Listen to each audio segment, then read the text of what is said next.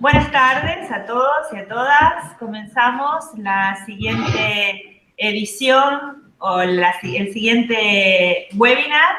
En este caso nos toca hablar de eSports y cultura digital y su necesidad de encontrarse con la educación en algún momento. Y para ello contamos con expertos que tienen muchísimos años de investigación, de trabajo y de desarrollo en el tema de los videojuegos, el juego en sí mismo y la cultura digital. Por tanto, su experiencia nos va a resultar muy valiosa. Nos acompaña el doctor Vicente, Vicente Navarro, que es un colega de la Universidad de La Laguna y es experto en juego y juego motor y en educación física. También nos acompaña desde Argentina Graciela Snaola. Ella es profesora de la Universidad 3 de Febrero, es investigadora con una larga trayectoria en lo que es cultura transmedia y videojuegos. Y Albi Ojeda, que Albi Ojeda para mí es uno de nuestros baluartes en narrativa digital interactiva y además pues ha llevado muchísimos guiones de videojuegos y está trabajando en nuevas temáticas de videojuegos con chatbots y nuevas tecnologías y nos va a hablar también desde esa perspectiva de creación de narrativas. Vamos a dar comienzo al doctor Vicente Navarro, adelantado, que queremos abrir este webinar pues, con la experiencia de Vicente y con todo lo que nos va a contar desde la perspectiva de un experto en juego. Cuando quieras, Vicente. Así es, así es. Bueno, encantado de participar esta tarde. Sé que hay bastante gente que se conecta y vamos a intentar cubrir esas expectativas. En primer lugar, yo creo que lo que debo desvelar es información, porque la temática de eSport, al menos aquí, lo que ha supuesto el debate en España, eh, tiene también sus cuestiones detrás del escenario. Entonces yo quisiera declarar en primer lugar que yo esta tarde, como muy bien ha dicho la coordinadora del evento, Karina González, yo esta tarde estoy como un experto, no estoy como tanto como un experto de juegos motores, es decir, si alguien puede pensar del mundo de los deportes convencionales. Quiero decir que mi posición es una posición constructiva. Hay determinados eSports que no encajan en el ámbito educativo, pero podría haber eSports que sí encajasen. Lo que ocurre es que, como muy bien ha introducido también la coordinadora del evento, esto está por hacerse y esto está por cumplir una serie de principios, obviamente psicopedagógicos, porque el ámbito educativo lo exige. No es que incluso lo exija, sino que es su sentido. Muy bien, pues entonces, si me permiten, voy a intentar hablar más desde lo que significa una visión global y holística del juego para enmarcar lo que significa videojuego y lo que significa eSport. Eh, ya les adelanto que sí que tengo un poco de ventaja porque este fenómeno yo ya lo he vivido. En el campo de la educación física y del deporte, llevamos muchos años con una pugna de cómo hacer educativo el deporte. Es decir, no aceptamos un deporte tal y como, bueno, nos lo sirve la sociedad o las hegemonías que nos sirve la sociedad y hemos intentado trabajar sobre esto, ver cómo poder llegar a hacer educativo el deporte. Fíjense que estoy hablando incluso de la educación física, con lo cual parece una paradoja, ¿no? Como el deporte de educación física no es educativo, obviamente no tiene por qué serlo. Hay que hacerlo educativo. Esa es la misión de la intervención docente. Bueno, pues vamos allá. Les voy a ir mostrando algunos esquemas que yo creo que ayudan para poder seguirme. Vamos a ver.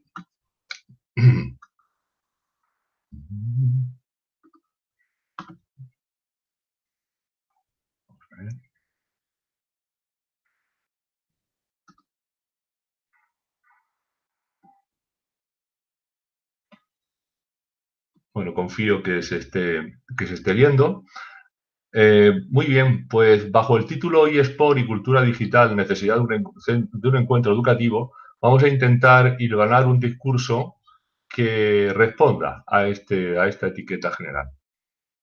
Bueno, en primer lugar, hay tres cuestiones claves que creo que hace falta seguir en este discurso que pretendo, que sería qué lugar ocupa el videojuego entre los juegos y qué lugar ocupan los eSports entre los videojuegos. En segundo lugar, hablaremos de la transmisión de la cultura mediante el juego, obviamente también del videojuego, claro que sí. Y en tercer lugar, los juegos y los videojuegos en la interacción social. De camino, como les decía, vamos a ir sacando este paralelismo entre videojuego y eSport a través de la experiencia ya vivida, y no solo aquí, sino en otros lugares también, frente a esa experiencia del deporte frente al juego en el ámbito de la actividad física lúdica.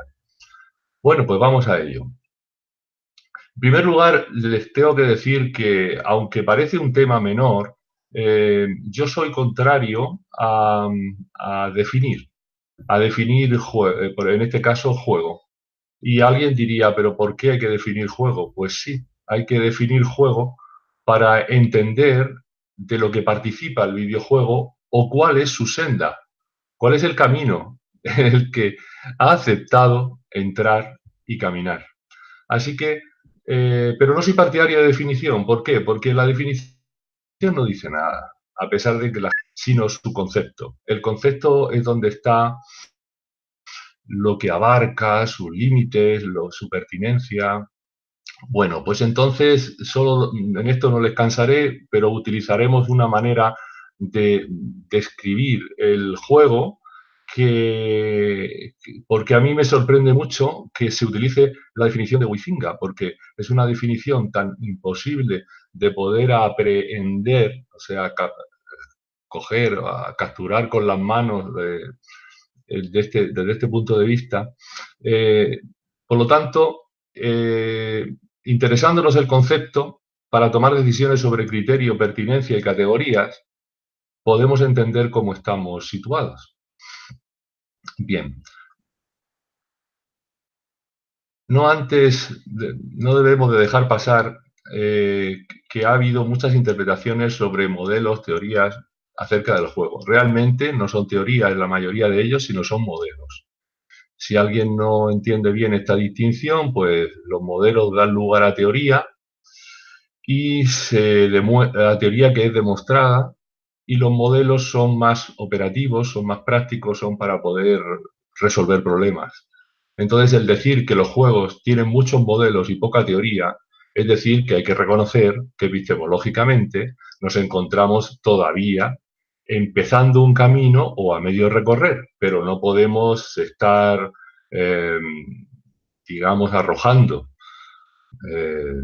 afirmaciones que no siempre están completamente o parcialmente o en el camino de ser demostradas solo.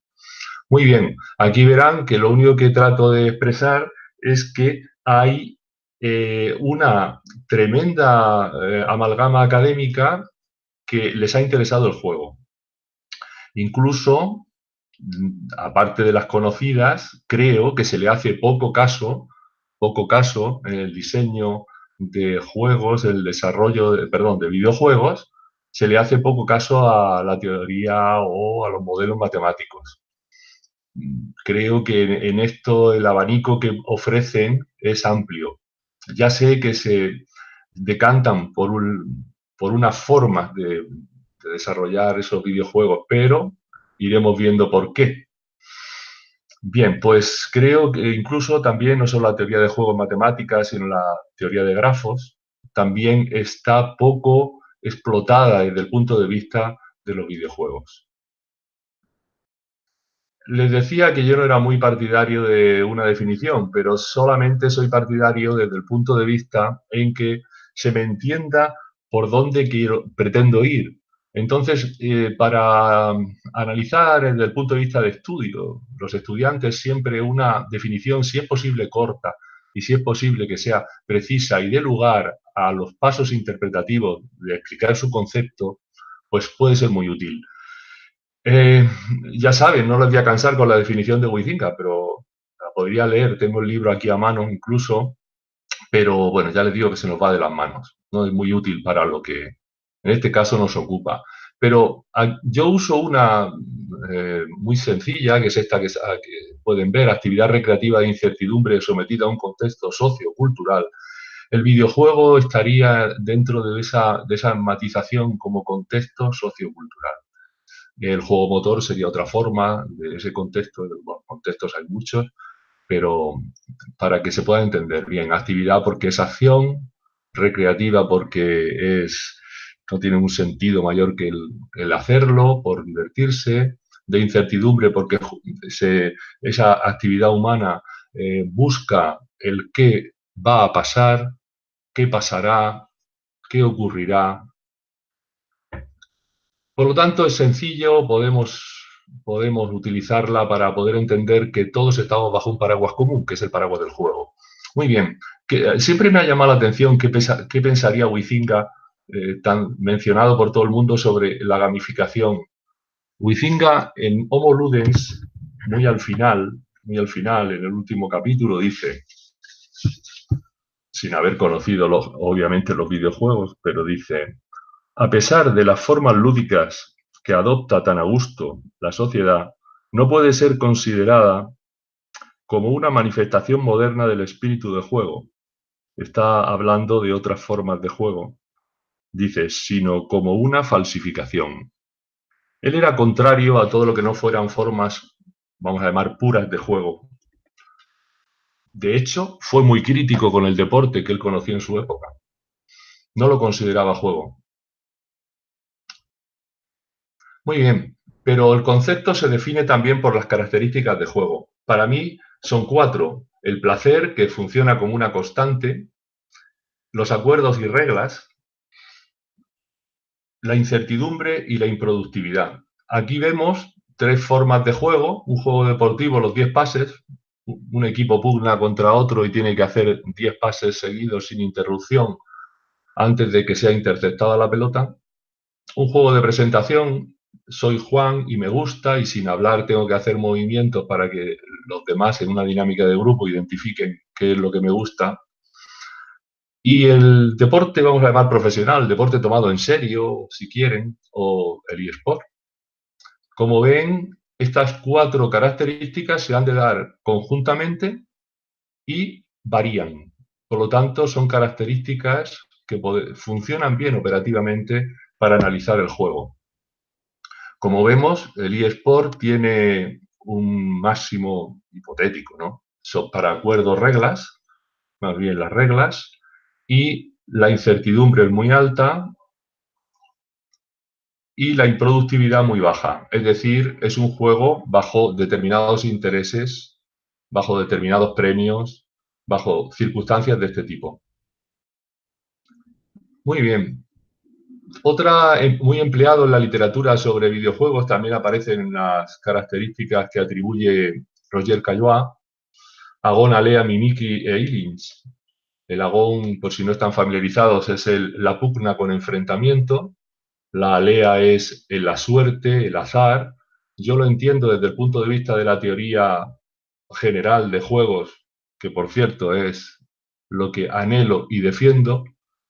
Yo entiendo la alea como la incertidumbre bajo la acción de la persona que juega.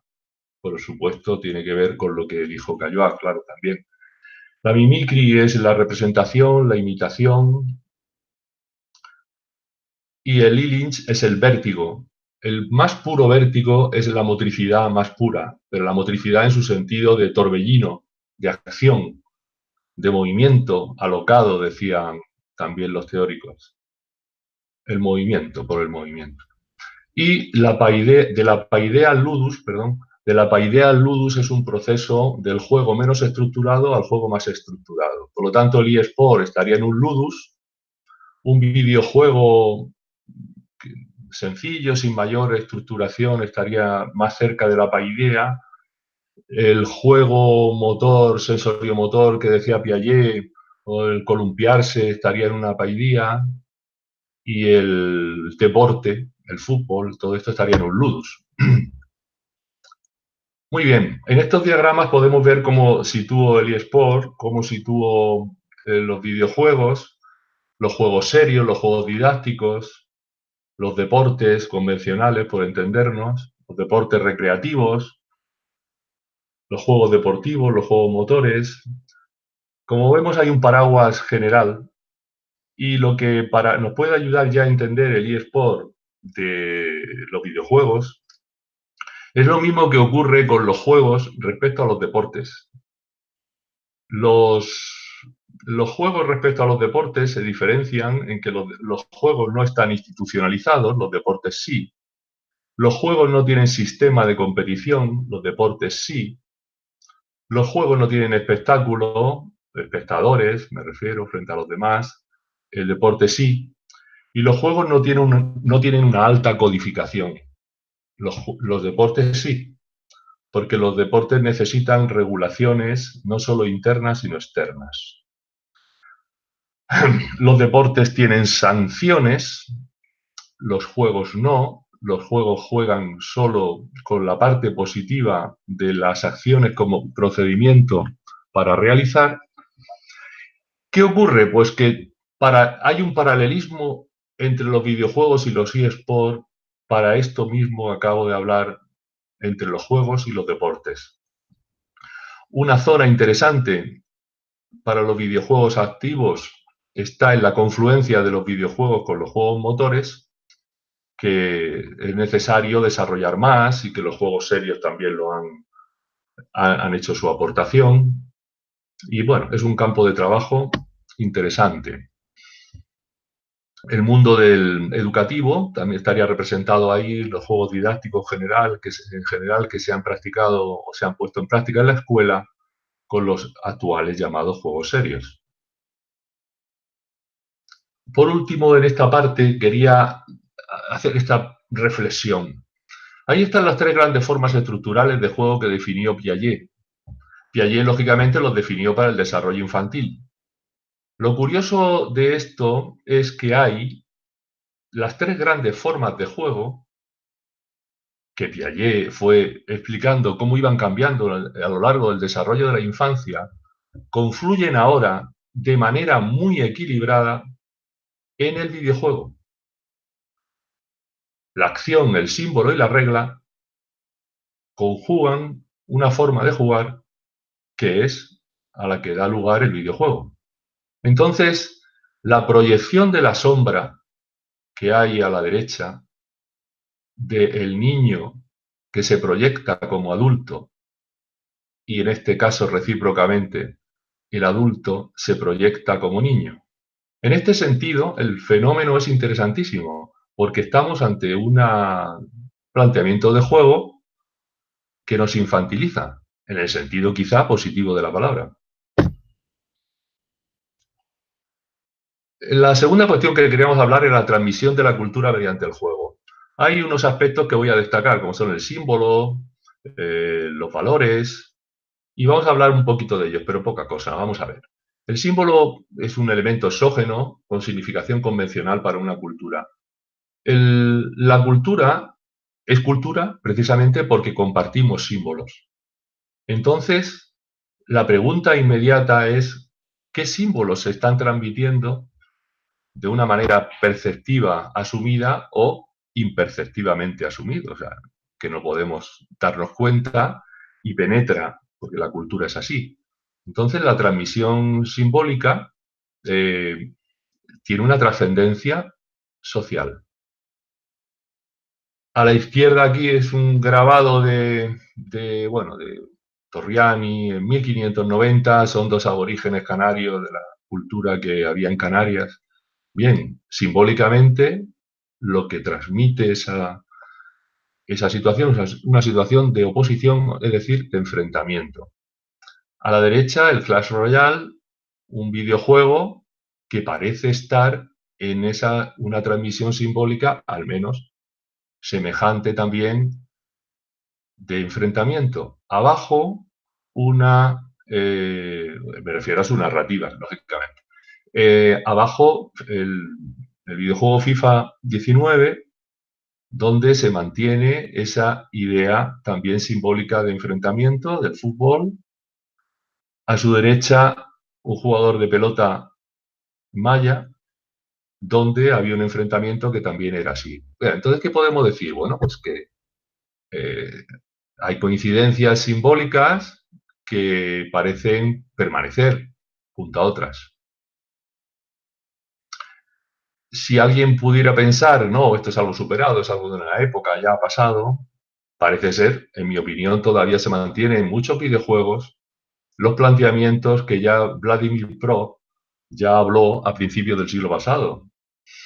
Parece que somos una cultura del mito, una cultura donde el héroe o la figura simbólica de ese héroe tiene mucho que decir, se entiende bien y las tramas simbólicas funcionan bien. Vladimir Prof analizó muchos cuentos maravillosos, que llamaba así, cuentos maravillosos, la tradición de los cuentos rusos, y encontró 31 funciones y 7 esferas de acción.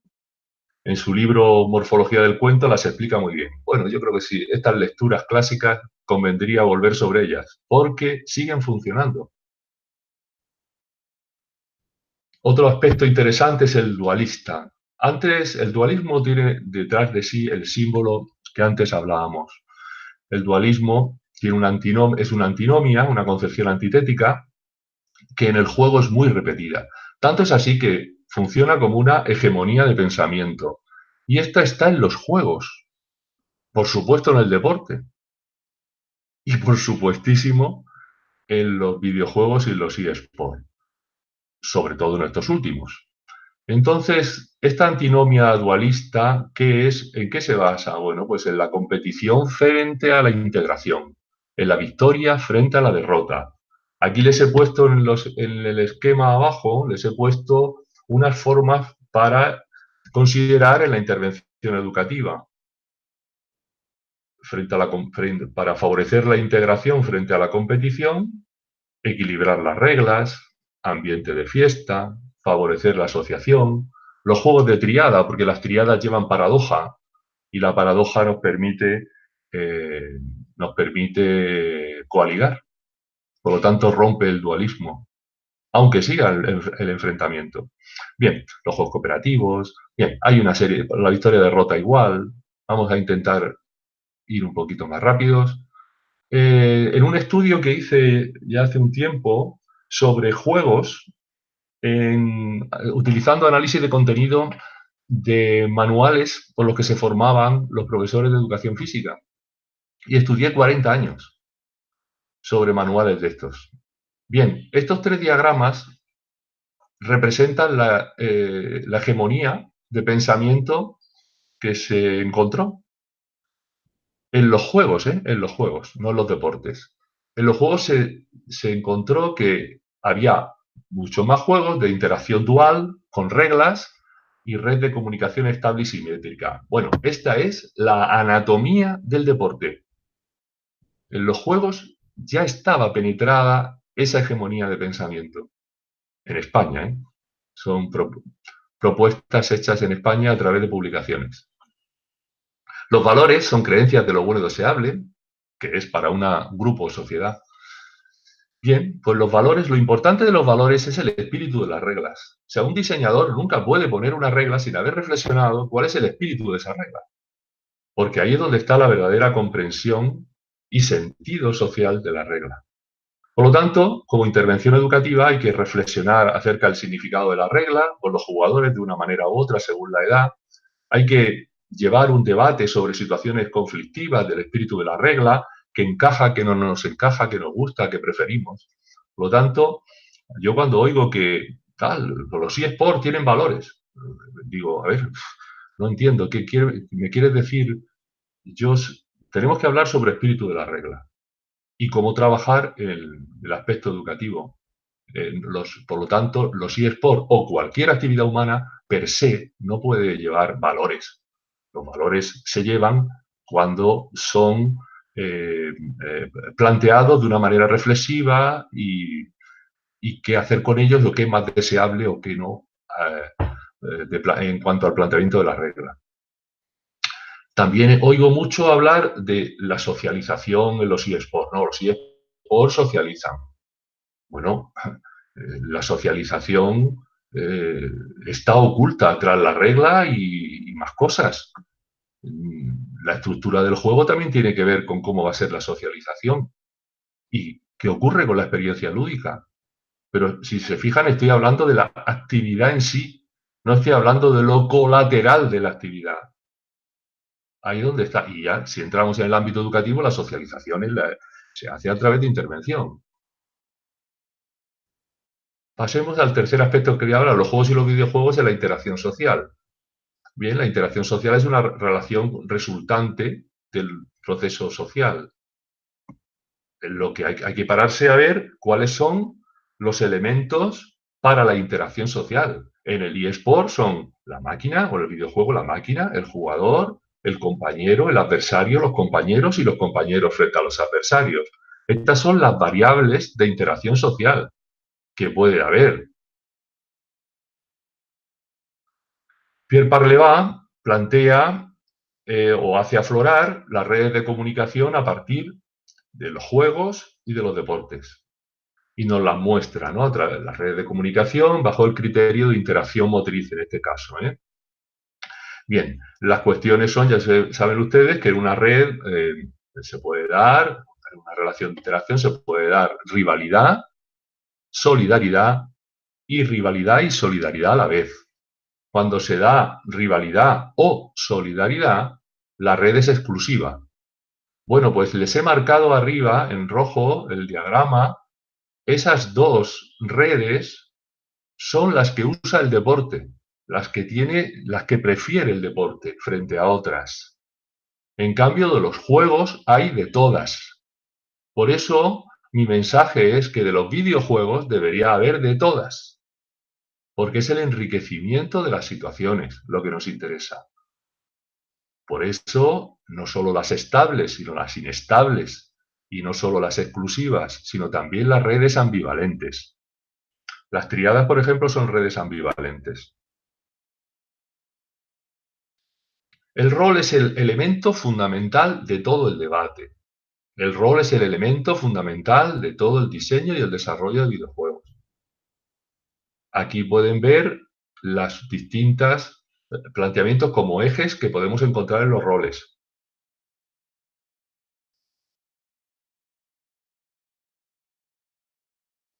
Y el rol nos va a mostrar en las tramas cuál es la normatividad social. Y en el juego de reglas, cuál es el convenio, cuál es el estatuto de reglas, en qué se basa. El rol es un eje muy profundo. Entonces ya para ir terminando, vamos a disparar a la diana didáctica. Es decir, qué es, como el debate es acerca de eSport y cómo estar en el camino de lo educativo, creo que podría ayudar los dos esquemas que vamos a ver. En la intervención educativa está considerando ya a caballo de tres ejes que se encuentran en un espacio hipotético. Sería conformado por la estructura de la actividad.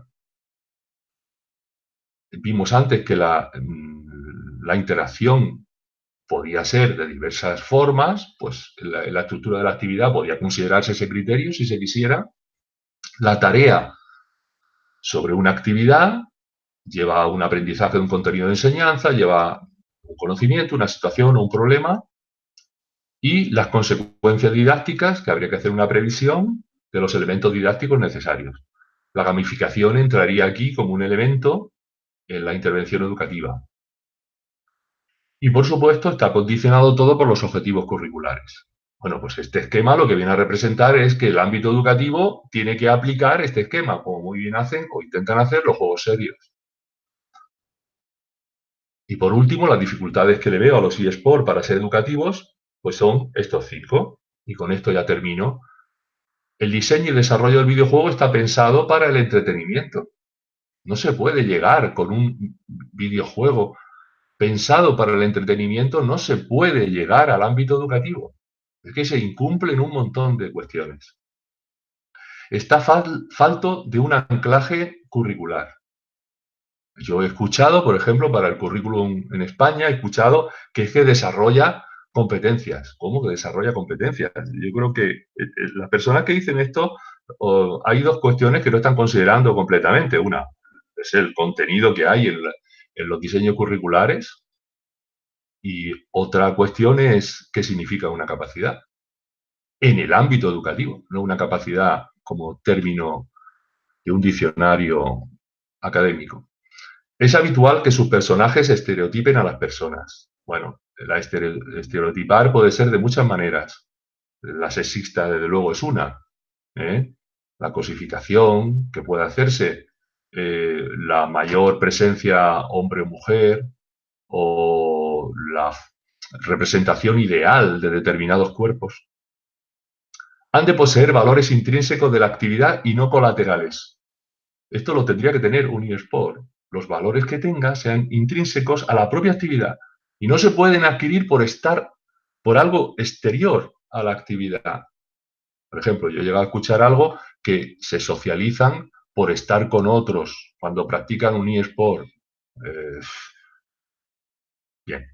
Y, por último, han de encajar en las expectativas sociales actuales respecto a las estrategias educativas de cara al futuro. Los planificadores de las estrategias educativas hacia el futuro lo hacen pensando y considerando los problemas que tiene la sociedad en ese momento. Y entonces dice, pues más de esto y menos de aquello, porque está intentando vislumbrar, solucionar problemas que tiene en estos momentos muy agudizados. Entonces hay que comprender que en el ámbito educativo se trazan estas estrategias educativas, no se niegan determinadas actividades humanas que fuera y en otros ámbitos son perfectamente posibles.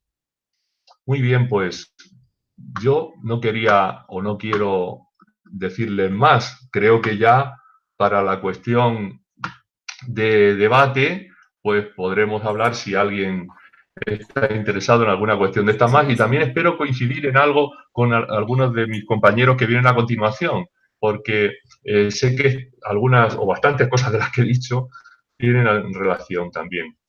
Muy bien, pues muchas gracias. Bueno, gracias Vicente, muchísimas gracias por tu intervención. Estamos un poquito pasados de tiempo, eso también tengo que mencionarlo, entonces vamos a dar tiempo a ver si podemos debatir también. Paso el turno a nuestra siguiente invitada, nuestra siguiente ponente, la doctora Graciela Snaola. Ella es una psicopedagoga argentina especializada justamente en estos temas de videojuegos educativos. Tiene una amplísima experiencia. No me voy a dilatar hablando de todo su currículum, porque lo que quiero es que justamente ella nos cuente pues, de lo que va esto de la cultura transmedia, cómo impactan los eSports y cuál es la experiencia y cómo se está viendo todo esto desde Argentina. Cuando quieras, Graciela, por favor. Bueno, gracias Karina por la oportunidad de debatir estos temas. A mí me parece sumamente interesante que justamente los focalicemos los eSports dentro de un debate cultural. Ese es un poco el tema de esta mesa, ¿no? Me parece que es muy acertado. Vamos a ver si compartimos la pantalla. Uy, ¿y ahora qué pasó?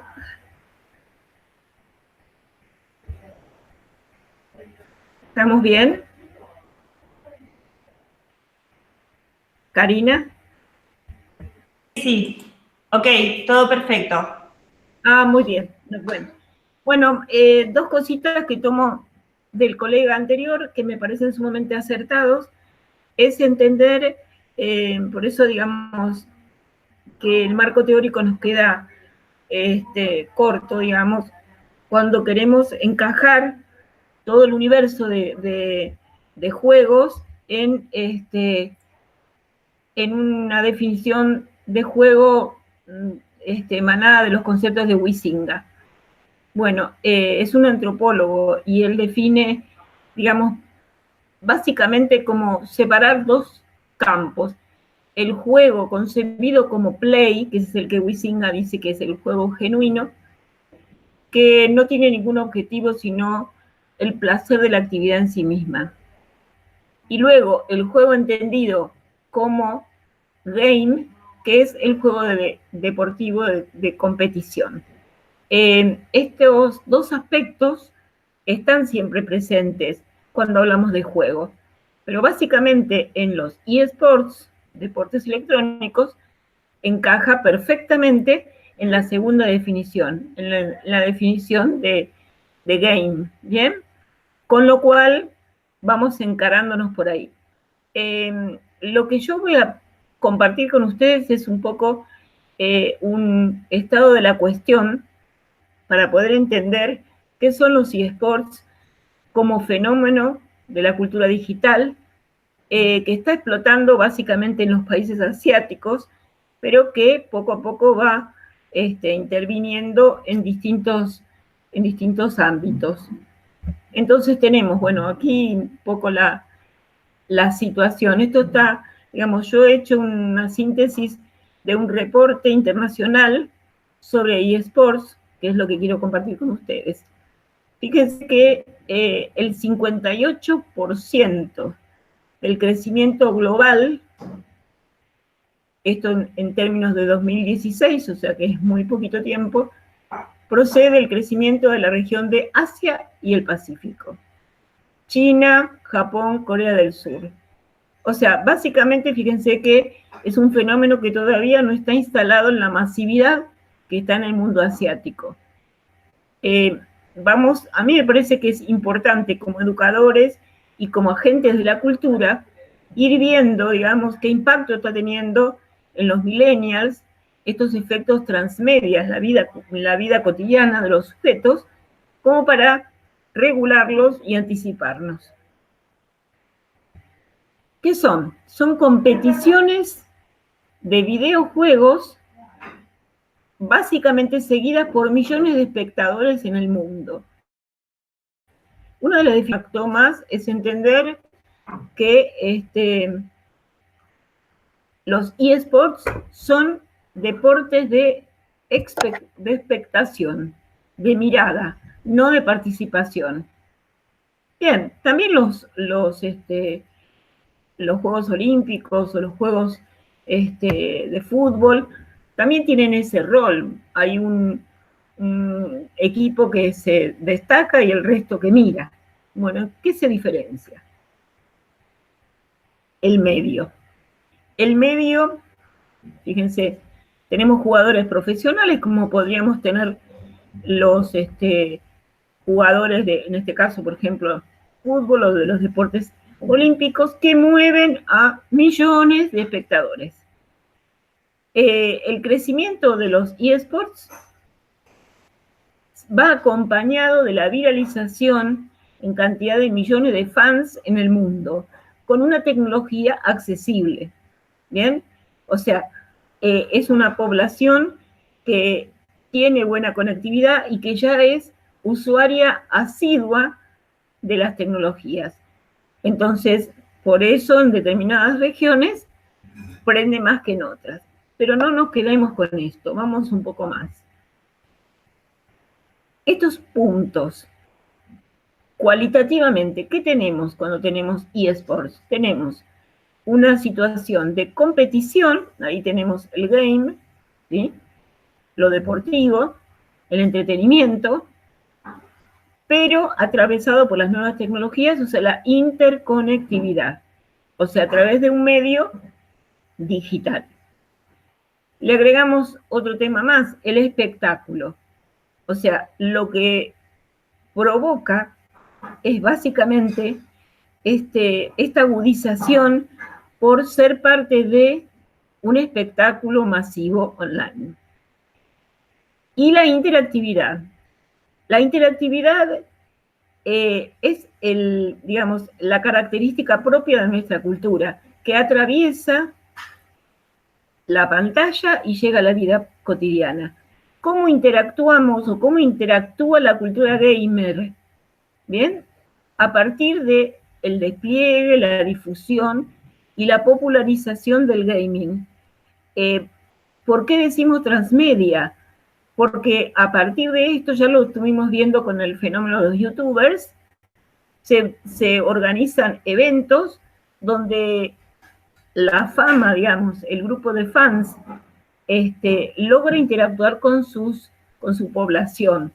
Y en realidad lo que surge ahí es la empatía y la posibilidad de ser parte de ese fenómeno que está siendo sumamente exitoso en determinadas personas que se destacan.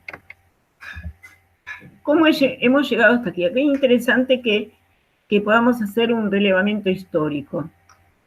En principio, esto va de la mano del desarrollo de Internet y de la comunidad global, la conformación de una comunidad global de una audiencia que participa, digamos, de este medio. En relación a los juegos a través de Internet, arrancamos con los juegos individuales, era la época de los cibercafés, donde el gaming se fue haciendo, digamos, masivo. Nosotros hemos hecho una investigación cuando apareció este fenómeno, porque nos preguntábamos si realmente llegaba a todos los estratos sociales. Esto fue más o menos hace 15 años, hicimos un relevamiento y lo que vimos es que en zonas muy deprimidas, donde había cibercafés, chicos que estaban en situación de calle, elegían no comer para ir al ciber y jugar. Y en ese momento, en ese lugar, compartían la partida con otra persona, otro muchacho que salía de la oficina. O sea, eso nos dio la pauta que el fenómeno gaming atraviesa todas las estratos sociales. Luego de ese juego individual, de cada uno yendo al cibercafé, ¿sí? La configuración de la cultura gaming aparece, digamos, por la explosión de Internet, aparece la posibilidad de un juego colectivo global. Primero local y después global. O sea, poder participar con otros que no están en el momento conmigo, sino que están remotamente y no los conozco y participan. Por supuesto, acá tengo una limitación que tiene que ver con el desarrollo tecnológico. Poblaciones deprimidas o poblaciones con dificultades para el acceso van a tener restricciones. Esto no es para todos. Bien, a esto se le suma también la explosión del fenómeno de streaming. El streaming que justamente era lo que estamos haciendo nosotros, es difundir estas exposiciones básicamente a la gente que pueda tener una conexión con Wi-Fi y no mucho más. O sea, con saber qué hacer, ya puedo participar. O sea, cada vez la restricción es más tecnológica que de otro tipo. A esas retransmisiones y a la explosión del fenómeno de Twitch a YouTube, aparecen los eventos. Y los eventos, como dije antes, son un fenómeno transmedia. O sea, esa necesidad de los fans, del grupo de fans, encontrarse en lugares físicos, aunque sea a través de pantallas gigantes y poder ver los partidos, ¿bien? Ahí se da todo un folclore de cosplays, de sujetos disfrazados con los personajes, etcétera, etcétera. Digamos, esto no es propio de los eSports, sino que es propio de la cultura millennial. ¿Cuál es la cadena de valor? Básicamente se organiza a través de torneos, ligas y después asociaciones. O sea, comienzo con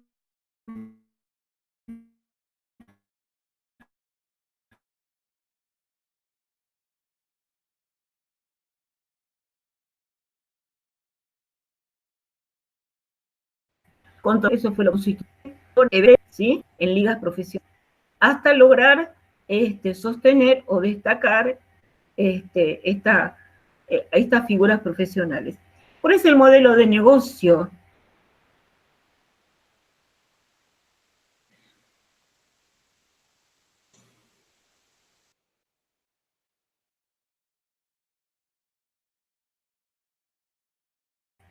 órganos se vende merchandising y básicamente es un fenómeno que se da a partir de la generación de marcas, ¿sí? Perdona, Graciela, perdona que te interrumpa un momento. ¿Puedes repetir porque se te cortó el audio un momento en cuando estabas explicando la cadena de valor?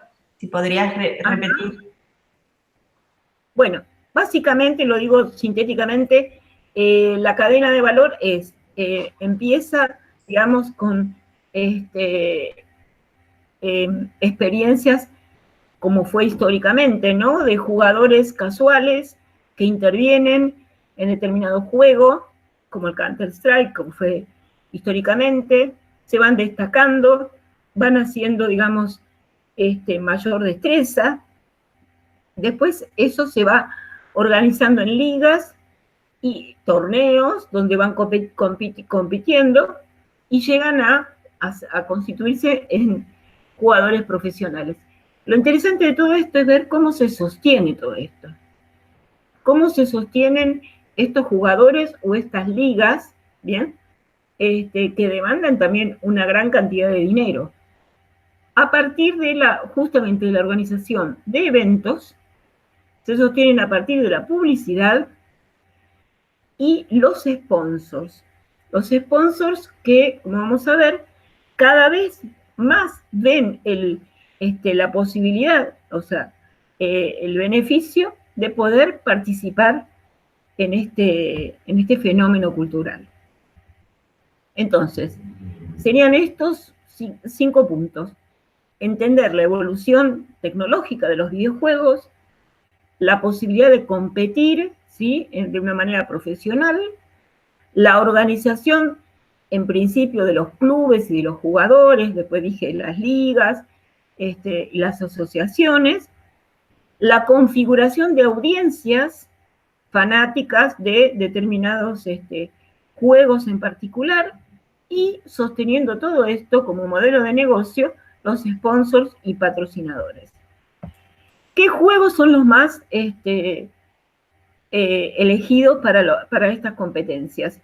Como vemos, hay muchos géneros, desde el MOBA, el multiplayer, los juegos masivos, el shooter, los de estrategia, los de lucha. O sea que cada jugador, ¿sí?, cada persona puede identificarse con su estilo. Con lo cual, estas ligas van a ir recabando fans de distintos puntos. Miremos esto y después vamos a ver qué es lo que está pasando a nivel legal. Las franquicias. Un punto para el sponsoreo. Blizzard, Valve, Riot, Activision y Sports. ¿Bien?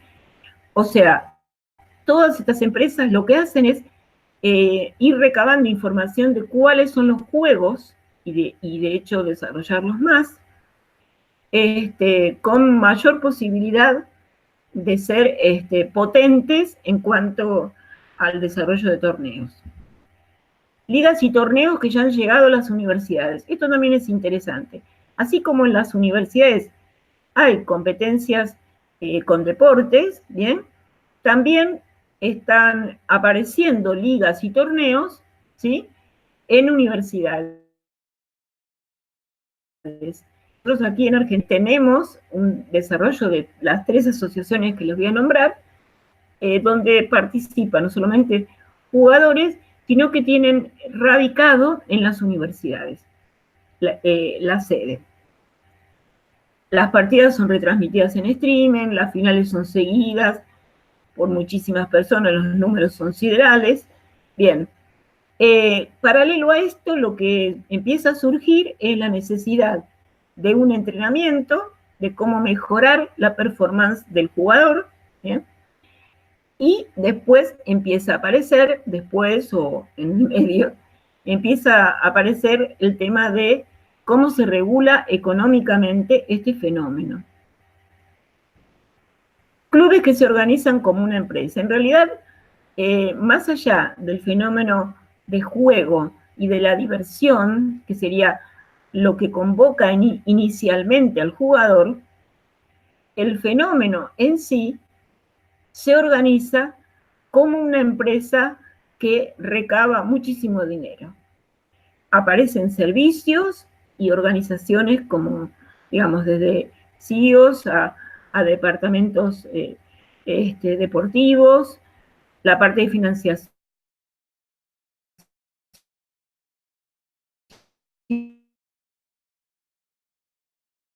de niños, cada desde listas, entrenadores de juego.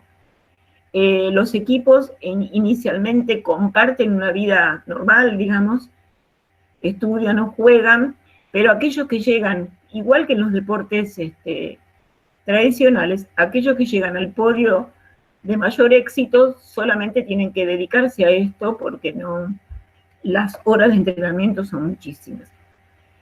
¿Cómo se decide en qué juegos, cómo estas empresas, cómo se decide en qué juegos participan? Básicamente hay una decisión de la empresa, teniendo un timing acerca de cuáles son los juegos más potentes que impactan más sobre la población y que pueden ser más rentables. Bien, el criterio acá, básicamente desde mi humilde opinión, no es solamente la diversión, sino la rentabilidad. Como en la carrera de los jugadores profesionales, entrenan más de 10 horas al día, los 7 días de la semana, los profesionales. La rutina incluye programas de reflejos físicos, su alimentación, mejorar su condición física, bueno, un salario, ¿bien? En una carrera profesional sumamente exigente que dura entre 4 y 6 años. Es similar a lo que sucede a los jugadores de los grandes deportes olímpicos, con mucha más presión y exigencia. Estos serían, digamos, las consecuencias, la saturación física y mental, finalización del ciclo de juego y la necesidad de obtener, o sea, una presión económica muy fuerte que cada vez va como borrando esto inicial que dijimos, el placer de jugar. Entonces, a ver, los eSports, ¿son un deporte de actividad o un deporte de espectador? Como decimos, los eSports son un deporte que funciona con profesionales, algunos jugadores destacados, y una enorme cantidad de personas interesadas en ser espectadores. La cultura del espectáculo, del Baudrillard, aquí es como que se muestra en su mayor esplendor. O sea, fíjense, el 40% de los espectadores no es ni siquiera jugador del videojuego. Observa, ni tampoco es experto, el deporte y genera una empatía con el espectador. Bueno, es una audiencia que ya supera los eventos deportivos. Los datos de League of Legends o de Dota superan ya las audiencias de los eventos deportivos alrededor del mundo. La presión en cuanto a participación y al crecimiento de esta industria en particular ya desborda. 360 millones de usuarios, 360 millones de horas en 2015.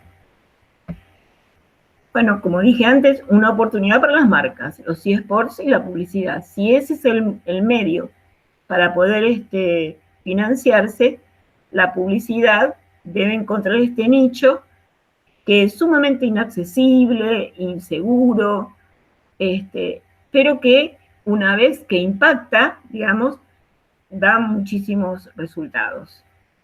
Acá es importante, hay algunas cuestiones que quiero señalar, me quiero extender, que la audiencia es internacional y básicamente es masculina y de ingresos altos, con estilos de vida que hacen que sean usuarios tradicionales, ¿bien? Y yo me animo a decir que con poca capacidad crítica, ¿no? de este fenómeno que puede afectar seriamente su vida. ¿Qué pasa en Argentina? En Argentina, al día de hoy, tenemos 3.800.000 jugadores que participan en las ligas con más o menos intensidad. El 20% de ellos son profesionales, estamos hablando en Argentina. 3 millones contra 256 millones en el mundo, o sea, estamos, digamos, muy atrás, pero no estamos ausentes. Con respecto a la comunidad gamer, tenemos la elección es el 23% con juegos de acción y aventura, el 18% con shooters y el 90% de los que participan son varones, dijimos, ¿no? Estos son criterios que se extraen de las investigaciones de impacto y de uso, que va a generar también el sponsoreo. En la Argentina, al día de hoy, tenemos 3 asociaciones. La AADE, la Asociación Argentina de Deportes Electrónicos, la ADEMA, Asociación de Deportes Electrónicos y Electromecánicos, ¿sí? Esta es la más tradicional, la que surge, digamos, desde los torneos y competencias de gran performance. Y DEVA, que es la más reciente, es la Asociación de Deportes Electrónicos y Videojuegos. La primera y la última son las que más están interesadas en el mundo de los videojuegos. Bien, esto lo dejo para el debate. Recientemente la ADEVA ha propuesto un proyecto de ley para regular los eSports. Siguiendo el debate de los diputados, realmente lo que se ve un gran desconocimiento y gran ignorancia de este mundo. O sea, para discutir por lo menos tenemos que entender de qué estamos hablando. En el proyecto de ley realmente también aparecen cuestiones sumamente discutibles. Por ejemplo, uno de los puntos dice que se deben excluir los juegos que implican furia, agresión y crueldad. Y también los juegos en primera persona, los FPS y los MOBA, los multiplayer. Bien, esta cuestión de exclusión realmente implica ponerse a discutir qué entendemos por videojuegos y qué entendemos por el fenómeno de empatía con la situación. Está bien que podamos excluir formas explícitas de crueldad, pero la simulación en juegos competitivos, ¿sí? No necesariamente, esto lo sabemos desde el psicoanálisis, y además es un clásico de discusión con videojuegos. O sea, si yo juego juegos violentos, no necesariamente me transformo en una persona violenta. Es más, los estudios actualmente lo que han demostrado es que se genera catarsis, o sea, todo lo contrario. Pero bueno, a nivel de la publicidad y a nivel del saber popular, aparece esto de que los videojuegos violentos generan violencia. Entonces, este proyecto de ley, ¿es necesario regular? Sí, es necesario regular, sobre todo, qué es lo que están haciendo nuestros hijos, cómo entran en este mundo tan competitivo y feroz, en esta maquinaria económica, y bueno, de alguna manera regularla para cuidado. Yo creo que también, agrego, no lo he visto todavía, sería muy interesante incluir aspectos de debate sobre estos grandes fenómenos para discutir, pero desde el punto de vista de la cultura. Nosotros como usuarios de tecnologías, ¿en qué medida nos constituimos en consumidores a tal punto que la tecnología me consume la vida?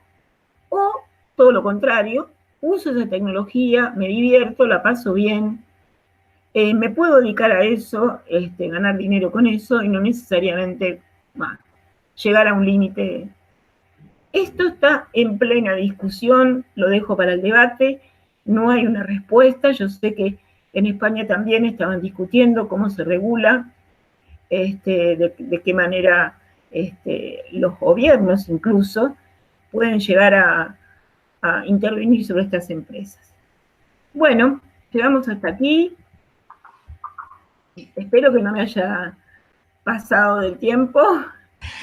Bueno, Graciela, muchísimas gracias. La verdad que un placer escucharte, escucharlos a todos ustedes debatir, y el panorama que nos has contado sobre los eSports yo creo que es muy clarificador y has dejado sentadas las bases para el debate, que esperamos ahora al final tenerlo. Vamos a dar paso a Albi Ojeda, nuestro experto en narrativa. ¿Qué tal, Albi? No te escucho, Albi. Sí, hola, ahora sí. Ahora, perfecto. Vale. ¿Qué pues, tal? Albi, cuando quieras, no me voy a extender tampoco haciendo grandes presentaciones, porque te pueden encontrar en la red. Skip Intro es tu web de referencia y tienes muchas cosas publicadas, y yo creo que eres un gran conocido en este mundo. Así que nada. Muchas gracias por la descripción y la presentación. Pues eso, como bien has dicho, yo soy diseñador narrativo y mi campo precisamente es la narrativa, cosa que en principio puede parecer que es un poco ajeno a lo que son los eSports, porque los eSports es un campo que se centra sobre todo en lo que es la mecánica, en la jugabilidad, ya lo de menos un poco la historia. Sin embargo, los eSports no surgen en un contexto aislado dentro del ocio, sino que está inmerso dentro de un fenómeno donde de por sí toda la propia narrativa y el uso del consumo de ocio se está viendo sacudido de una manera que ni siquiera somos capaces de todavía entender hasta qué punto puede tener unas implicaciones sociales en la actualidad. Yo tengo con los eSports una pequeña disonancia. No estoy en contra, obviamente, de los eSports, de la misma manera que yo también diseño juegos. Considero que lo que son los eSports vienen a aportar ciertos valores, pero sí tengo una disonancia cuando se intenta vender el eSport desde un punto de vista educativo.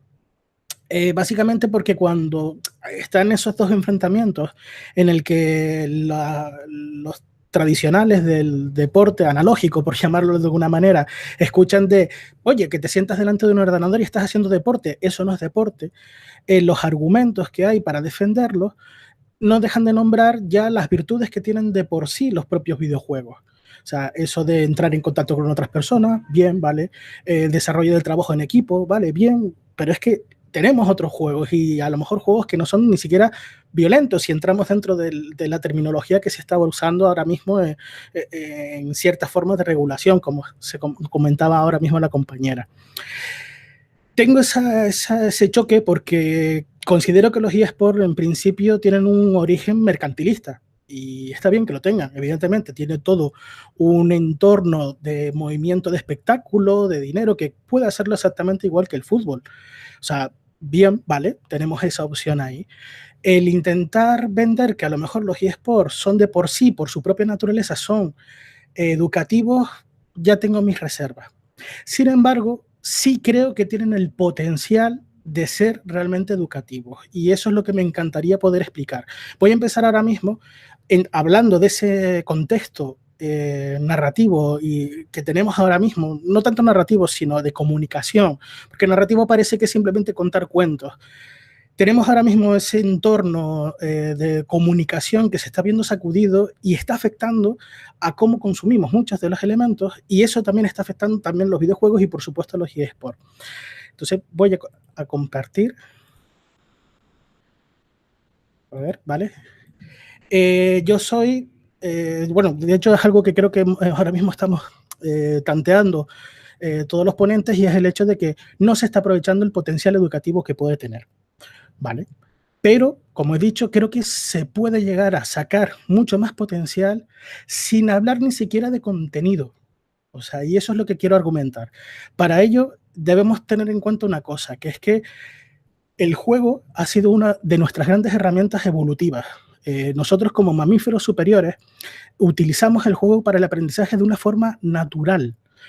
De la misma manera que los cachorros de león se pegan toda su infancia jugando, en realidad no están jugando para pasárselo bien, están entrenando cómo cazar y cómo huir de otro depredador. Y nosotros hemos incorporado, como hemos hecho como nuestra parte animal, aprendemos a hacer exactamente lo mismo con juegos como son el del escondite. De esa manera, un niño, cuando se esconde, está huyendo de un depredador, y el que está contando hasta 10 para ir a por él, está jugando a ser el depredador. Hemos llegado a un punto en el que nosotros hemos pervertido esa forma de juego, porque ya no es la forma con la cual aprendemos, es la forma con la que recompensamos a nuestros hijos cuando decimos que hayan estudiado. Les decimos, estudia primero y después juega, cuando realmente el juego debería ser el mecanismo de aprendizaje, porque es la forma natural. Y de hecho, cuando un niño se divierte, es cuando más rápido aprende. Esa es una de las herramientas que tenemos, digamos, de serie. La siguiente, ya como ser humano, es el relato. Los relatos, los cuentos, han sido la forma natural con la cual nosotros hemos transmitido información de generación en generación. Por ejemplo, los aborígenes australianos, sus canciones son mapas completos del desierto. Esas canciones se transmiten de padres a hijos para indicar dónde hay una fuente, por dónde tienen que evitar caminar porque hay serpientes, dónde hay un refugio donde pueden pasar la noche. Y es gracias al relato. Y ese relato da esa ventaja evolutiva porque permite que como comunidad se transmita una información sin haberla vivido. Claro, es que nosotros nos alimentamos de historias, lo llevamos en la sangre. No solamente con los relatos dimos forma a la explicación del mundo, creamos las religiones, creamos los mitos, las leyendas urbanas, para intentar explicar lo que no podíamos explicar. Hoy día, a pesar de que la ciencia nos haya explicado muchas de las cosas del cosmos, seguimos consumiendo historias, desde los simples cotilleos. O sea, la prensa rosa sigue vendiendo tanto porque es que seguimos demandando historias. Y el lenguaje oral se sigue manteniendo vivo simplemente con los chistes. Y nos encanta contar chistes, nos encanta contar historias, que nos cuenten anécdotas también. Entonces, solo basta estar todos en un grupo para decir, no sabes lo que me pasó hoy, para que automáticamente todo el mundo escuche con atención tu historia, porque seguimos demandándolo. Y es que, al final, lo único que lo que hemos ido cambiando ha sido los medios con los que hemos ido contando los relatos. Hemos pasado del relato oral que se hacía en la hoguera a ir evolucionando durante toda la humanidad, de la historia de la humanidad, durante los miles de años que como Homo sapiens hemos estado pisando la Tierra, hasta hemos pasado evidentemente por la imprenta, donde gracias a los libros hemos plasmado muchas de esas historias, pero no ha sido hasta el último siglo donde hemos fusionado el relato con la imagen. Y entonces ha empezado una escalada de difusión de contenido que ha ido cada vez a más. Porque ya de por sí ya no basta solamente con lo que se cuenta, sino que usamos la forma visual para relatar. Pero es que va más allá, porque si ahora el siglo XX fue el siglo del cine, el siglo XXI es el siglo donde se está mezclando el relato con la imagen y con el juego.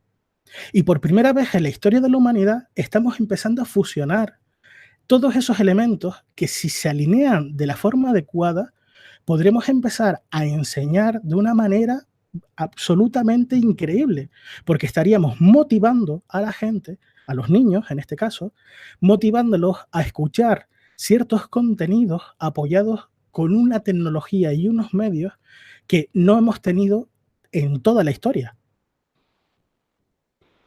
Pero claro, la pregunta es esa, de por qué realmente necesitamos la narrativa, por qué necesitamos esos cuentos.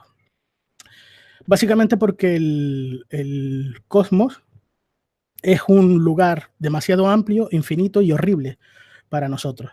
Necesitamos una serie de moldes, necesitamos una serie de cajitas en nuestra mente donde nosotros podamos clasificar esa realidad que nos rodea. Que nosotros en un principio en un principio podamos confundir ciertas caras, sombras en la humedad, lo interpretemos como caras, que es el efecto que se llama pareidolia, es un indicativo de cómo funciona nuestra mente. Y de hecho la narrativa, según Walter Fischer, con el paradigma narrativo, narrativa funciona de esa manera. Toda la comunicación que tengamos con sentido ya es narrativa. Es decir, si yo suelto palabras que son aleatorias, plátano, coche, Tenerife, no hay comunicación, no hay narrativa, no hay algo lógico detrás. Sin embargo, si yo digo, pues mañana voy a coger el coche, un par de plátanos y me voy a ir al Teide, ya estoy contando una historia, ya estoy trazando de una forma esa comunicación. Esto ha funcionado muy bien hasta ahora, durante miles de años, pero estamos entrando en un nuevo escenario, en algo que realmente es fascinante porque estamos creciendo y se están generando muchísimos elementos alrededor de lo que es la propia narrativa y el intercambio de información, de una manera que era impensable hace 30, hace 20, incluso podría decir hace casi 10 años.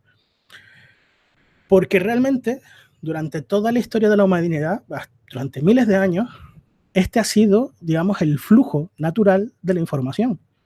Comenzábamos con una historia, íbamos contando una serie de eventos que iban ocurriendo y terminábamos con un final. Esta misma estructura, este mismo gráfico, lo teníamos desde el relato oral, las películas, los libros o incluso una clase en una universidad. Pero ahora es distinto. Con la llegada de Internet y con las nuevas tecnologías inventamos el hipervínculo y de repente ya hemos cambiado toda esa estructura. Y la forma en que nosotros recibimos la información ya no es lineal. Para nosotros es lineal, porque vamos eligiendo, pero realmente funciona de esta manera. Nosotros nos metemos, por ejemplo, en un artículo de la Wikipedia, vamos leyendo el artículo y de repente hay un enlace que cita una noticia. Nosotros hacemos clic y empezamos a leer esa noticia. A mitad del documento, bueno, pues resulta que hay un vídeo de YouTube. Hacemos clic y completamos la experiencia terminando por ver un vídeo que tiene una información que nos enriquece a nosotros, pero que no tiene a lo mejor nada que ver de forma directa con el propio artículo. Hemos creado un viaje propio para el usuario. Y ese mismo viaje va a ser totalmente diferente para otra persona, que a lo mejor resulta que se ha leído todo el artículo y ha hecho clic en el enlace final de otra noticia totalmente diferente. Esto está cambiando literalmente los hábitos de consumo, porque antes nosotros teníamos una información limitada por unos canales limitados, que eran, por ejemplo, los pocos canales de televisión que teníamos, los medios de comunicación que teníamos a nuestro alrededor, los libros que teníamos a nuestra disposición. Entonces teníamos mucho más tiempo libre y muy poco acceso a ciertos contenidos. Pero ahora es a la inversa. De repente tenemos en nuestra mano una enorme cantidad de información que podemos acceder a él haciendo simplemente clic. Y tenemos nosotros que intentar abarcar lo máximo posible para que no se nos escape toda esa información. Estamos hablando de una serie de flujos de información que durante toda la historia han marcado la evolución de las sociedades. Y aquí tengo, por ejemplo, este ejemplo. Los caseríos vascos. Los caseríos tienen un gran peso para la tradición en la cultura vasca, porque son vínculos que tienen familiares, están muy, muy relacionados con la tradición. Pues normalmente las construcciones actuales podrían tener hasta 500 años desde que se empezaron a construir en piedra. Antes de esos siglos, las construcciones de los caseríos se hacían mediante madera y apenas techos de paja. ¿Qué ocurrió? Que los jefes de obra de las catedrales del sur de Alemania, que eran los vascos, de las poblaciones vascas, aprendían nuevas técnicas, cómo levantar esas enormes moles de piedra. Y al volver de nuevo a su hogar, empezaban a construir sus hogares usando esas mismas técnicas.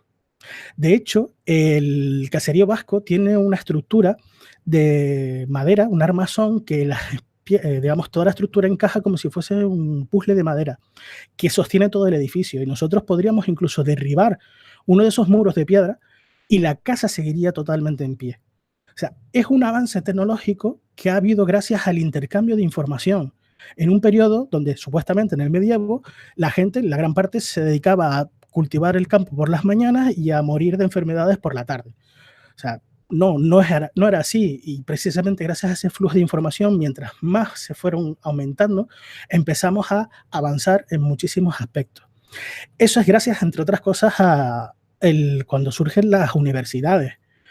De repente empiezan a haber una serie de personas que pueden enviar a sus hijos a las universidades a estudiar ciertas disciplinas, matemáticas, geometría, música, y se crean una serie de núcleos donde la información se almacena y se difunde.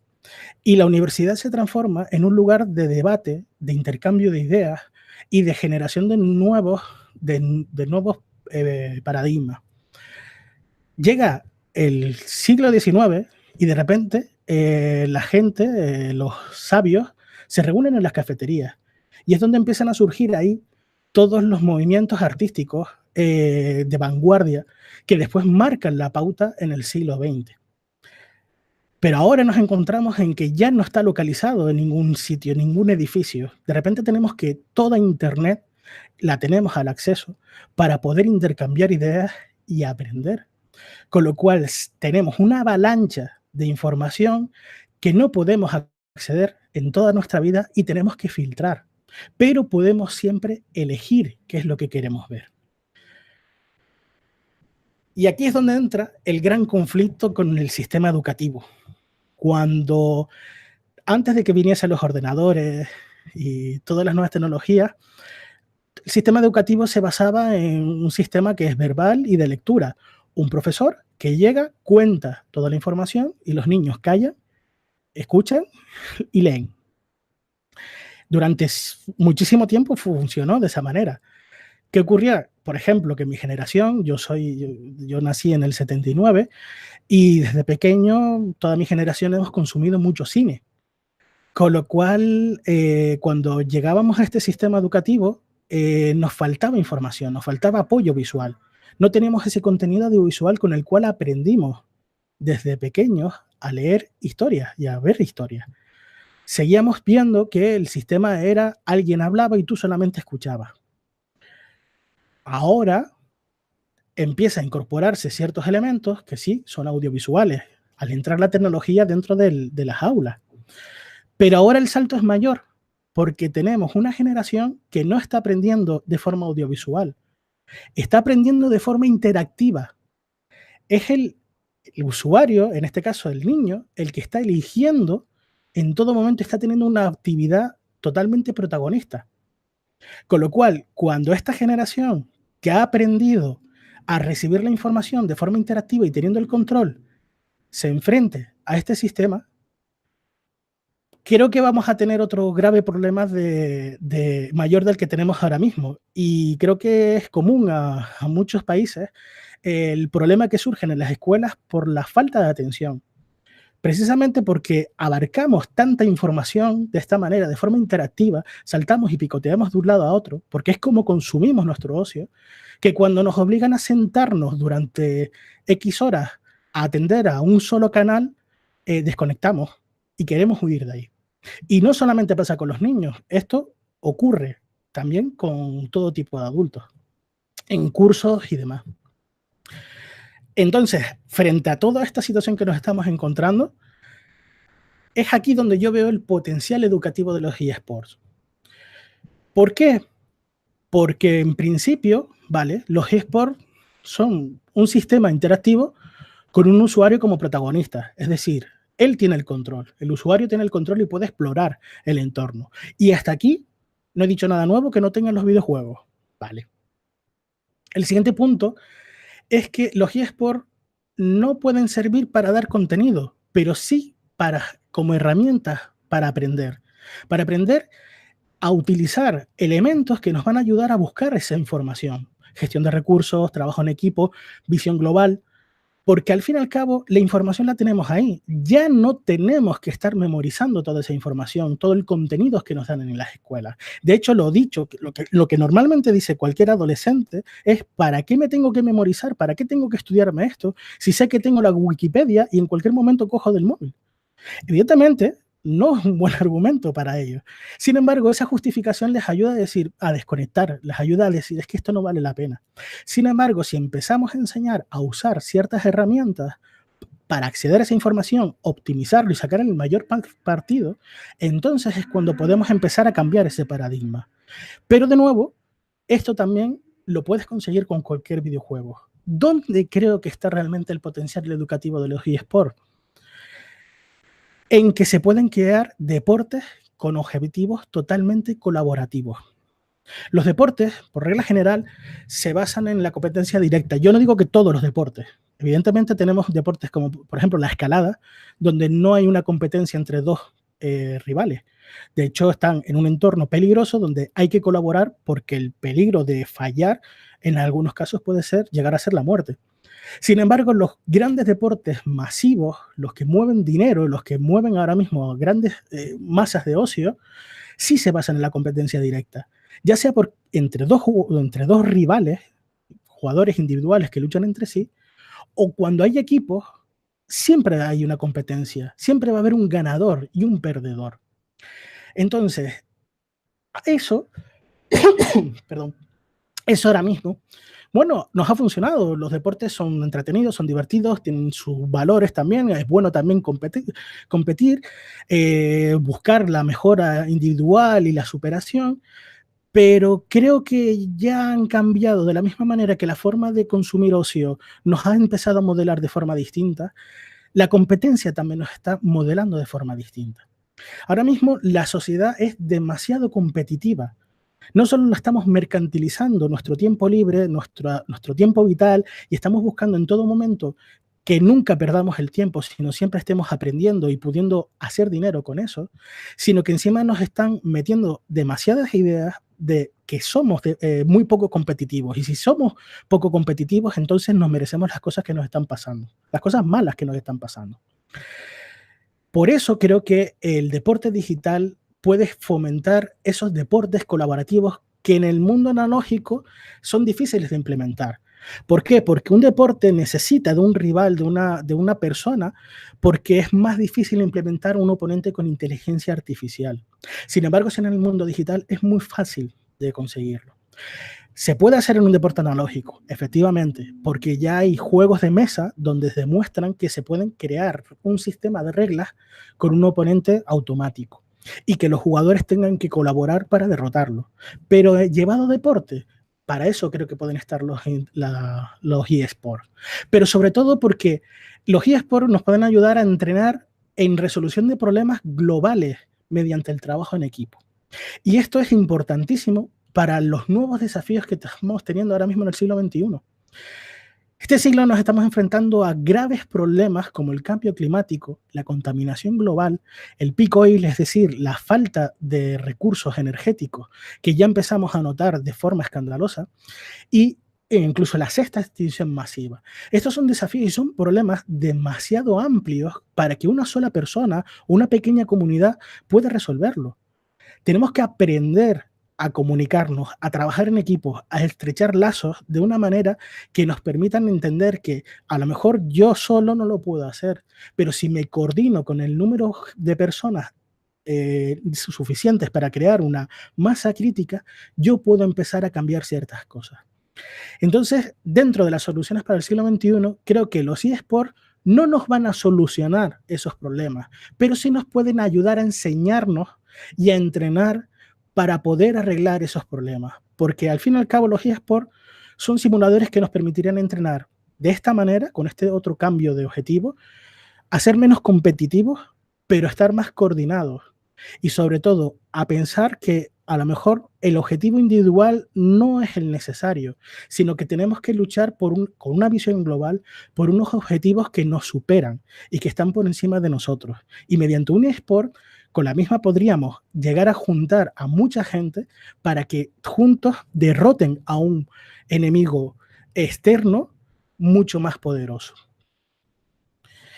Bueno, pues ese ha sido mi discurso. Espero que al menos la reflexión pueda servir para pensar acerca de qué otras fórmulas se pueden ejecutar el eSport para hacer algo que no sea tan competitivo y que sí, además, incluya esa parte educativa. No se oye. Vale. Hola, aquí estamos. Nada, muchísimas gracias, Albi, por compartir tu visión sobre el tema de la narrativa, sobre el tema de los eSports y su potencial, justamente darnos un poco pie también para el debate de qué manera podemos aprovechar lo positivo que pueden tener los eSports para la vertiente educativa. Vamos a dar paso a las preguntas, algunas de las preguntas, como estamos con muy poquito tiempo, vamos a hacer algunas de las preguntas que nos han realizado. Bueno, nos han saludado, saludos desde Guatemala, Crea Robinson, gracias por compartir sus experiencias. Paco Revuelta, que estaba conectado, saludos a todos los ponentes y un saludo muy especial a Graciela Esnaola. Y nada, nos comentan también Néstor. Hola, muy buenas tardes a todos y a todas. Muchas gracias por sus exposiciones súper enriquecedoras. Bueno, la gente felicitando a los ponentes. Muchísimas gracias también a los espectadores por estar allí siguiendo estos webinars. Voy a hacer una pregunta para cada uno de ustedes, ¿vale? En principio, a Vicente, muy interesante la presentación. ¿Crees que los diseñadores de videojuegos y los eSports en particular tienen que considerar valores? ¿Cuáles valores? Entiendo que deben de planteárselo para el diseño del juego y para todo su desarrollo. Bueno, pero para cualquier actividad humana, no solo para esto. O sea, la cuestión que se tienen que plantear es si el trabajo de un diseñador y desarrollador de videojuegos es un trabajo que renuncia al sentido crítico. Si no explicamos a la gente que en todas las profesiones ha de haber un sentido ético de su desarrollo profesional, por mal camino marchamos. Si solamente nos planteamos esto en el sistema educativo, la sociedad es un fracaso. Entonces, de acuerdo, yo he escuchado que en Argentina se están planteando en una ley que regule este tipo de ámbitos, que eliminar la crueldad, la violencia o algo así, ¿no? Algo habrá que decir. No necesariamente prohibir y restringir. Y alguna opinión tendrán los diseñadores de videojuegos. ¿Vamos a dejar el sentido crítico en manos de la industria? ¿Qué tenemos que decir?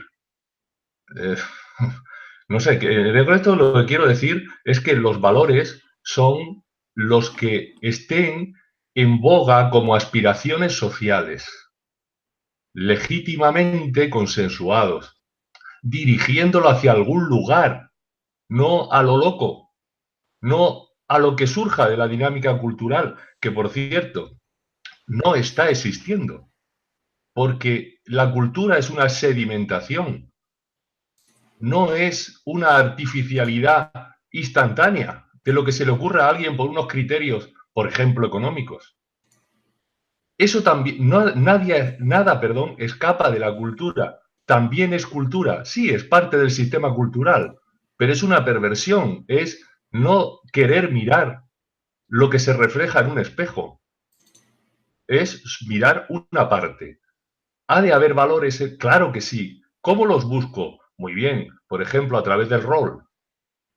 El personaje infunde, plantea en su desarrollo narrativo esas cosas. ¿O qué? ¿O copia un molde hegemónico que vamos arrastrando de una simbólica de poder desde tiempos remotísimos? y así llegamos ahora a representar y a repetir y a repetir y a repetir una narrativa que yo no sé ni cómo no se va alguien corriendo y escapa. Todo esto es lo que hemos erradicado en el sentido bueno de la palabra del sistema educativo. ¿Hay violencia? ¿Fomento de la violencia? No necesariamente. ¿Nos interesa el debate sobre la violencia? Claro que sí. ¿Dónde está ese videojuego para poder hacerlo? Perfecto. Es que este es el problema. ¿Por qué tenemos que aceptar esto no es una dinámica cultural, esto es un tobogán de los sistemas culturales mal entendidos? Así que a ver si nos planteamos esa reflexión críticamente. ¿Por qué en las carreras técnicas, en las universidades, no se plantean estos dilemas éticos? Porque en las ciencias sociales sí lo hacemos continuamente. En la educación, por supuesto, que se hace como ciencia social. Pero en las carreras técnicas, ¿por qué hay que dejar esto a un nivel de máster? Hay cosas que no entiendo. Entonces, estoy de acuerdo con mis compañeros ponentes en cuanto a que los eSports podrían ser educativos. Como se están planteando, no lo son. No lo son. Y hay que hablar con claridad. Yo he escuchado, por ejemplo, cosas, hay una confusión en la sociedad tremenda y somos parte nosotros responsables. Por ejemplo, no, es que las personas que están fomentando los eSports, no, es que ya están en las universidades. ¿Pero qué significa estar en las universidades? Simplemente que hay gente joven allí y son jugadores. Pues ya está. Pero no es que esté defendiéndose desde las universidades determinadas cosas. Las universidades son libres para pensar y son libres para plantear cualquier cosa. Y eSport también. Pero hay que decir que así no. En determinados ámbitos. En otros sí. En otros sí. Yo sabe que, bueno, a quien me conoce sabe que estoy muy molesto con algunas cosas. Por ejemplo, nadie se plantea por qué el sistema PEGI hace agua por todos sitios. Y además está mal planteado. ¿Quién está detrás de estos códigos? Yo creo que hay que empezar a replantearse cosas. Los eSports tienen que empezar a pensar menos en negocio y más en su futuro, porque esto se vuelve contra ellos. Es cuestión de años. Siempre habrá gente jugando. ¿Pero qué tipo de gente jugando? Mire, en España hay un fenómeno ahora que me da pánico. Pánico. Y es la proliferación de los juegos de apuestas. Están surgiendo centros de apuestas por todos sitios. Es el peor juego que hay, porque intensifica y al máximo la apuesta puede haber una detrás de otra y además se basa en azar puro. El resto de juegos no se basan en azar puro, pero tienen elementos de intensificación, como ocurre con los eSports, con determinados eSports. Intensifica muchísimo la acción en tiempos cortísimos. He visto que la media de jugadores es de 4 a 6 años, de los profesionales. Eso no pasa en el resto de juegos. Bueno, de videojuegos. El deporte profesional sí, pero tiene un periodo más largo. Todo eso es lo que nos tiene que hacer pensar también. Perdón, me he extendido, pero la pregunta, por concretarla, valores sí, saber cuáles, que coincidan con lo que la sociedad desea como algo objetivamente beneficioso para ellos y dirigidos a pensar íntegramente en un humanismo que no debería estar exento de ninguna actividad humana. Muchísimas gracias, Vicente, por tu opinión. Me parece una reflexión crítica y apropiada, porque justamente para eso están estos debates. Estamos debatiendo los eSports en la cultura digital, en esta nueva cultura que ha irrumpido con muchísima fuerza y que probablemente todavía se está digiriendo, ¿no? Y hay mucho desconocimiento. Entonces, tu opinión como experto, pues, es muy valiosa para este debate. Voy a pasar a la pregunta para Graciela. A ver, preguntan. Muy buena presentación. ¿Crees que ha existido una confusión a la hora de crear el concepto eSports? ¿Debería el término estar más relacionado con el mundo del reality show que el del deporte en sí? Esa es la pregunta para Graciela.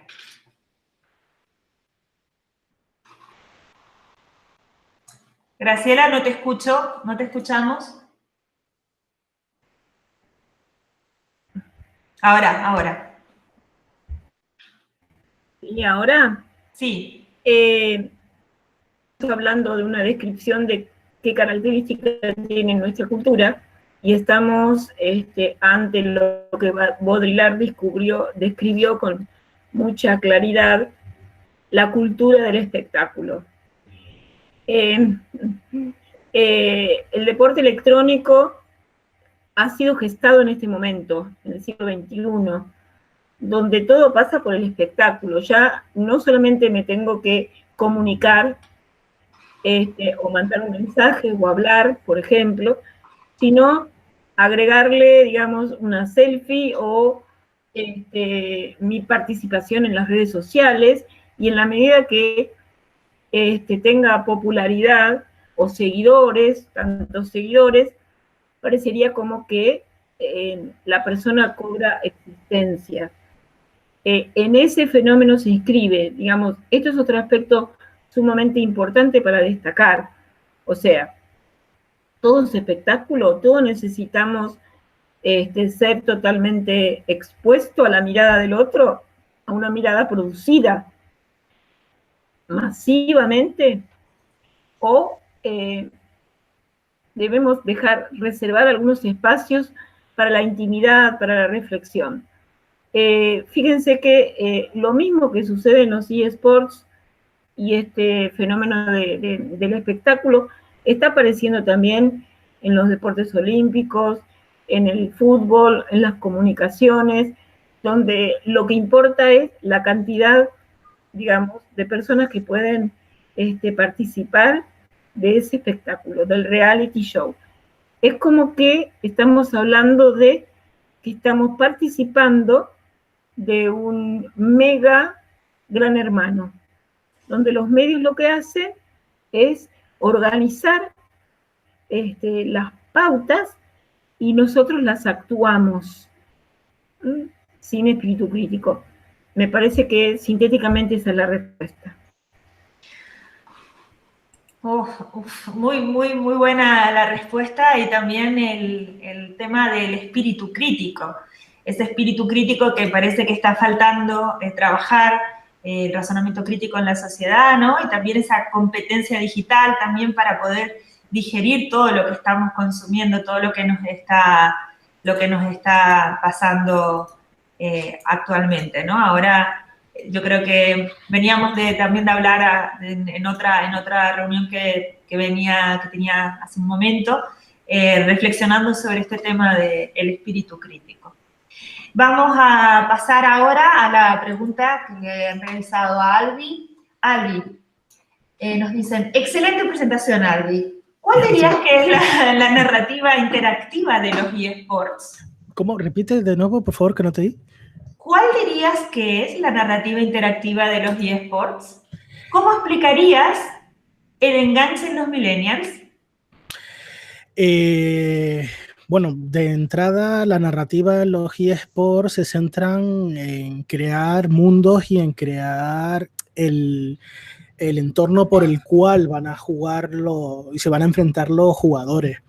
No es una narrativa dirigida como puede ser en cualquier otro juego, tipo una aventura gráfica, por supuesto, o el Red Dead Redemption de Rockstar. No son juegos donde hay un guionista escribiendo los eventos, sino que en principio se están dando las excusas para que esos jugadores entren dentro de lo que es ese ambiente, para tener una excusa para empezar a jugar y desafiarse. El enganche que puedan llegar a tener, por ejemplo, me sorprende cómo, a pesar de eso, de cómo la figura de la narración queda en segundo término, Fortnite está teniendo muchísimo éxito y está teniendo un formato que es muy parecido a series de televisión, porque tienen temporadas donde van ocurriendo eventos. Y eso significa que están aprovechando de una forma muy inteligente los desarrolladores la narrativa para poderte mantener enganchados, porque van a ocurrir cosas que a lo mejor te vas a perder. Con lo cual están haciendo esa serie de cliffhangers en los cuales te dicen, vale, pues de repente te pongo un objeto en medio del escenario sin saber nada, tú lo descubres, o de repente tienes un amigo que te dice, ¿ya viste el cohete que hay? Entonces van corriendo a verlo y se genera una sensación de comunidad. Y eso es una de las grandes potencias que tiene la narrativa, porque si alguien te habla de algo que tú ya conoces y te puede sorprender con eso, sientes vínculos. Y gracias a esos juegos masivos, a lo mejor el vínculo lo puedes tener con una persona que ni siquiera está en tu propio país, pero con el cual hablas todas las tardes. Y estamos cerrando fronteras de esa manera, estamos eliminando todas las separaciones que podíamos tener de antes y creando un nuevo mundo que es mucho más unido y es más millennial, porque está basado en esa tecnología, en una tecnología que ya hemos integrado en la sociedad y toda esta nueva generación que hay lo ha absorbido como parte suya y propia. Pues nada, aquí nos hemos quedado con las reflexiones, yo creo que nos hemos quedado con más ganas, ¿no? Con ganas de más, de seguir hablando de este fenómeno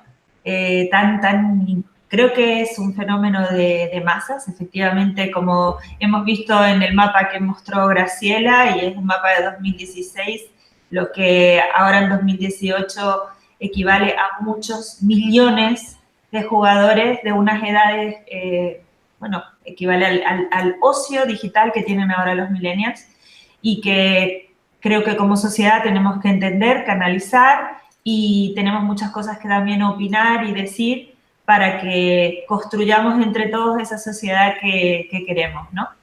Entonces, creo darles las gracias por compartir su experiencia, su visión, estar allí, a los espectadores que todavía están conectados, darles las gracias por también participar. Y sin más, pues vamos a detener la emisión y nada, darles un saludo desde Tenerife. Adiós. Gracias. Hasta luego.